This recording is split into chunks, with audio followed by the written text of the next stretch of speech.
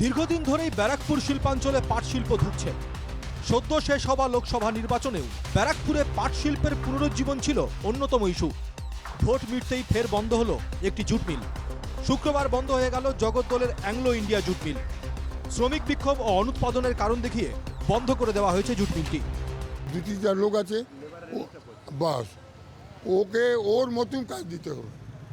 Amendment okay प्रस्ताव दीजिए। समस्या है कि कोई ऑर्डर नहीं है। इस ऑर्डर की वजह से आज temporary suspension of work management notice दिया है। इतना ही हमें जानकारी है। রাজ্য সরকারের মদতপুষ্ট কন্ট্রাক্টর রাজ চালিয়ে স্থায়ী শ্রমিকদের কর্মচ্যুত করতেই এইভাবে চক্রান্ত করে মিল বন্ধ করে দেওয়া হচ্ছে বলে অভিযোগ বিজেপি নেতা অর্জুন সিংয়ের।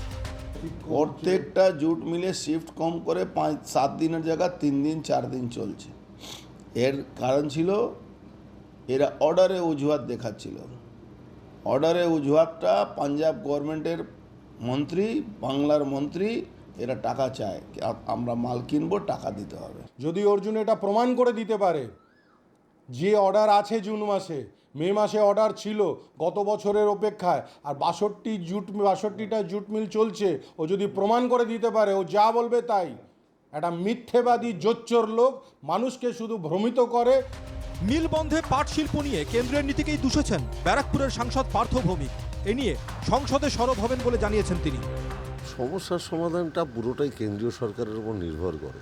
পলি শিল্প যেটা গুজরাটের ইন্ডাস্ট্রি, ওটাকে প্রমোট করতে গিয়ে ওটা বাংলার জুট শিল্পের উপরে আঘাত আনছে।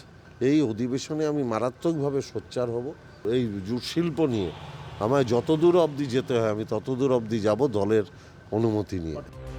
ব্যারাকপুর শিল্পাঞ্চলের জুট মিল ও জুট শিল্পের উন্নতির জন্য কেন্দ্রীয় বস্ত্রমন্ত্রী গিরিরাজ সিংকে ইতিমধ্যেই চিঠি দিয়েছেন সাংসদ পার্থ ভৌমিক।